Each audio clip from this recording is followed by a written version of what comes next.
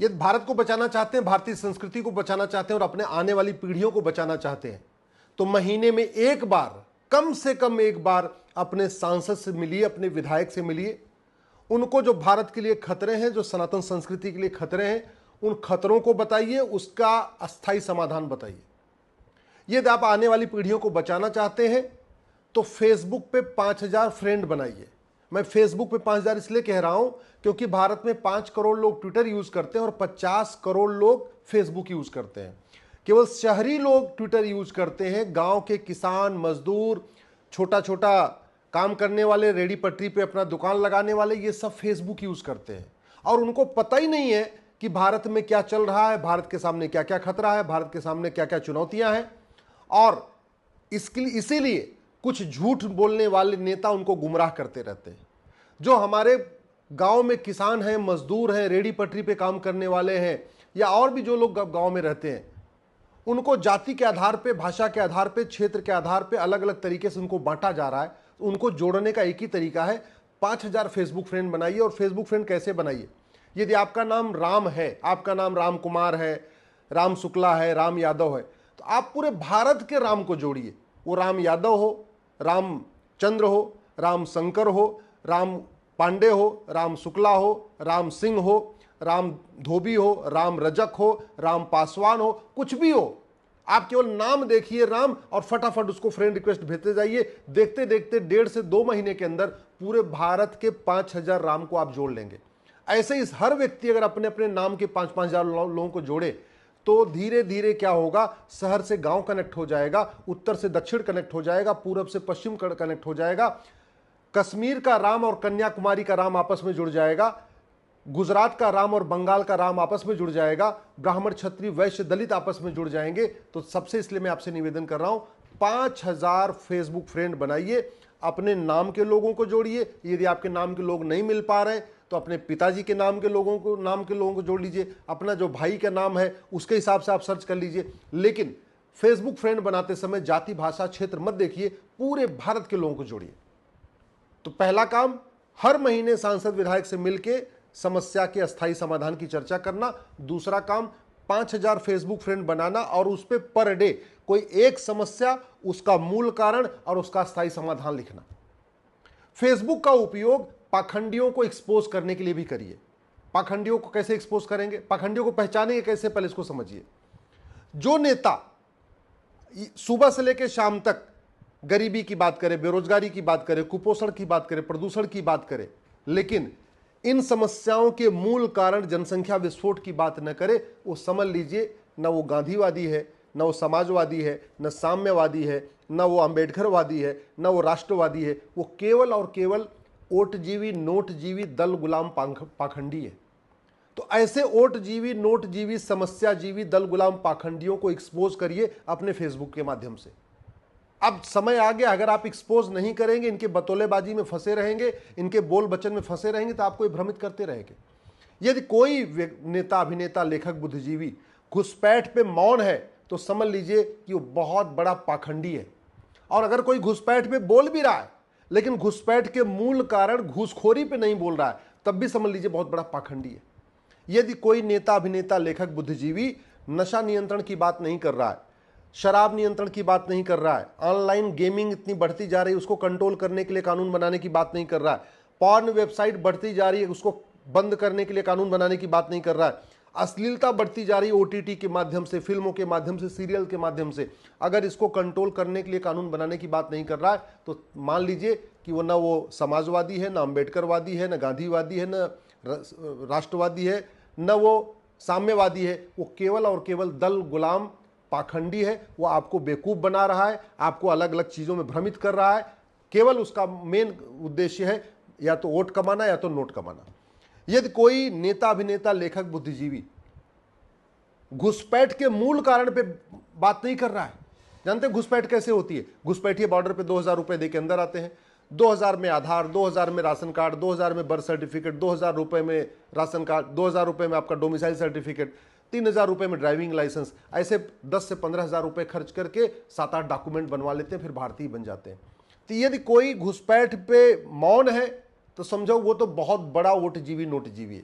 अगर कोई घुसपैठ पे बोल भी रहा है लेकिन घुसपैठ के अस्थायी समाधान की बात नहीं कर रहा है, घुसपैठी और उनके मददगारों पे NSA, UAPA, waging war, sedition और क्या बोलते हैं आपका गैंगस्टर लगाने की बात नहीं कर रहा, तो वो भी पाखंडी है।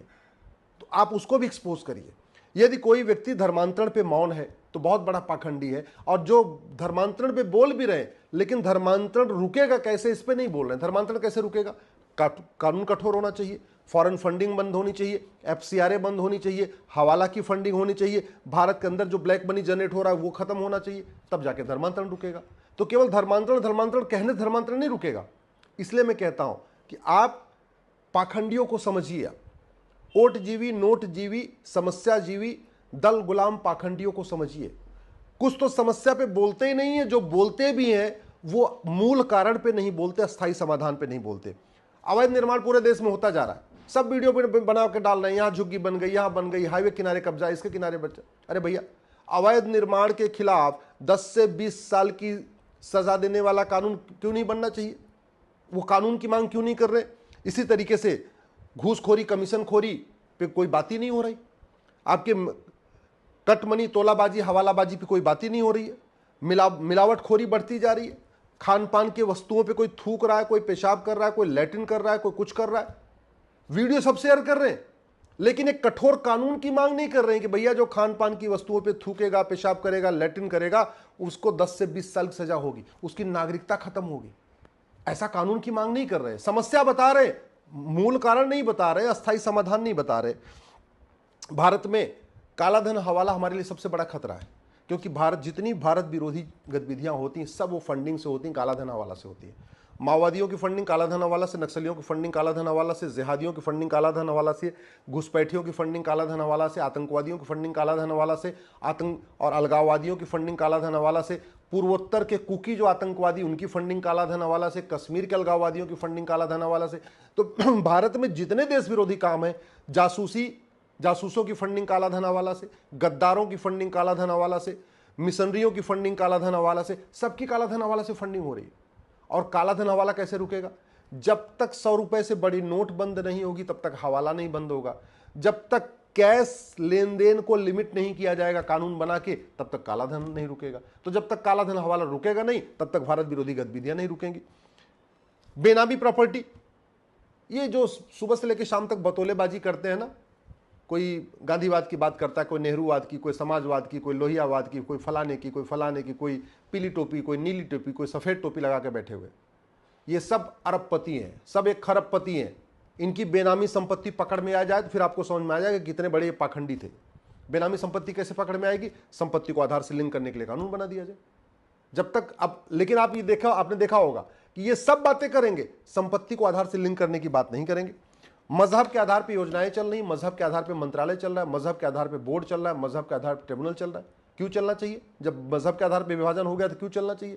तो ये हमारे नेता, अभिनेता, लेखक, बुद्धिजीवी दुनिया भर की बातें करेंगे, लेकिन जो मजहब के आधार पर विशेष दर्जा है इसको खत्म करने की बात नहीं करेंगे। इसलिए कहता हूं पाखंडियों को पहचानिए, पाखंडियों को एक्सपोज करिए। धर्म और रिलीजन को आज तक डिफाइन ही नहीं किया गया। धर्म क्या होता है, रिलीजन क्या होता है, न सांसद को पता, न विधायक को पता, न मंत्री को पता, न हाईकोर्ट के जज को पता, न सुप्रीम कोर्ट के जज को पता कि धर्म क्या है, रिलीजन क्या है। कौन डिफाइन करेगा? किसकी ड्यूटी है? भाई करना पड़ेगा ना। तो आप ऐसे विषयों को अपने अपने 5000 फेसबुक फ्रेंड बनाइए, वहां लिखना शुरू करिए, जिससे जागरण होगा। माइनॉरिटी फिल्म हिस्ट्री चल रही, माइनॉरिटी कमीशन चल रहा, माइनॉरिटी के नाम पे हजारों योजनाएं चल रही हैं। माइनॉरिटी कौन है? आज तक डिफाइन ही नहीं किया गया। दुनिया भर की बातें होगी, इलेक्शन रिफॉर्म की बात नहीं होगी, पुलिस रिफॉर्म की बात नहीं होगी, जुडिशियल रिफॉर्म की बात नहीं होगी, एजुकेशन रिफॉर्म की बात नहीं होगी, टैक्स रिफॉर्म की बात नहीं होगी। दुनिया भर की बातें होंगी, लेकिन समान शिक्षा की बात नहीं होगी, समान नागरिक संहिता की बात नहीं होगी, समान क्या बोलते हैं पुलिस संहिता की बात नहीं होगी, समान प्रशासनिक संहिता की बात नहीं होती, समान श्रम संहिता की बात नहीं होती, समान कृषि संहिता की बात नहीं होती। दुनिया भर की बातें होती, लेकिन जस्टिस विद इन ईयर की बात नहीं होती कि लोगों के मुकदमों का फैसला 1 साल में हो। इसलिए मैं आपसे निवेदन कर रहा हूं, 5000 फेसबुक फ्रेंड बनाइए। 5000 फेसबुक फ्रेंड बना के अखबार में जो समस्या निकल रही हो या जो भी कोई समस्या निकल रही हो, वहां पे आप लिखना शुरू करिए। आपको मेरी बात ठीक लगती हो, मेरा वीडियो अपने फेसबुक पे डाल दीजिए। अभी आप मेरी बात सुन रहे हैं, अगर आपके 5,000 फ्रेंड हो जाएंगे और मेरा वीडियो अपने फेसबुक पे डालेंगे तो कम से कम वो 5,000 लोग भी सुनेंगे। वो भी अपने अपने, वो भी जितने आपके फ्रेंड हैं वो भी 5,000 फ्रेंड बनाना शुरू कर देंगे। तो धीरे धीरे क्या होगा, ये जो 50 करोड़ फेसबुक यूजर है, इसमें कम से कम 30 से 35 करोड़ फेसबुक जो यूजर है उन तक अपनी बात पहुंचना शुरू हो जाएगी। और फिर ये जो पाखंडी नेता, अभिनेता, लेखक, बुद्धिजीवी हैं, ये शर्म के मारे पाखंड छोड़ेंगे और वास्तव में समस्याओं के मूल कारण की बात करेंगे, समस्याओं के अस्थायी समाधान की बात करेंगे। फिर ये संसद, लोकसभा, राज्यसभा, विधानसभा में जो बतौलेबाजी करते हैं, जो जनसभाओं में बतौलेबाजी करते हैं, बतौलेबाजी बंद होगी और गंभीरता के साथ काम होगा। यही तरीका है। अगर आप नहीं मानेंगे, अगर आप भी उन्हीं बतौलेबाजी में फंसे रहेंगे, तो याद रखिएगा आने वाला भविष्य बहुत ही खतरनाक है। 9 राज्यों की डेमोग्राफी बदल चुकी है, 800 जिलों में से 200 जिलों की डेमोग्राफी बदल चुकी है, 6,000 तहसीलों में से 1,500 तहसीलों की डेमोग्राफी बदल चुकी है। भारत के बॉर्डर पे जो 300 तहसीलें हैं, उन 300 की 300 तहसीलों की डेमोग्राफी बदल चुकी है। आप भारत के किसी भी लोकसभा क्षेत्र की 25 साल पुरानी वोटर लिस्ट उठा के देख लीजिए और आज की वोटर लिस्ट उठा के देख लीजिए, आपको समझ में आ जाएगा प्रत्येक लोकसभा की डेमोग्राफी बदल चुकी है, प्रत्येक विधानसभा की डेमोग्राफी बदल चुकी है, प्रत्येक ग्राम सभा की डेमोग्राफी बदल रही है, प्रत्येक वार्ड की डेमोग्राफी बदल रही है। अगर अभी भी कानून नहीं बना तो फिर हमारे आने वाली पीढ़ियों को बचाना मुश्किल है, नहीं नामुमकिन है।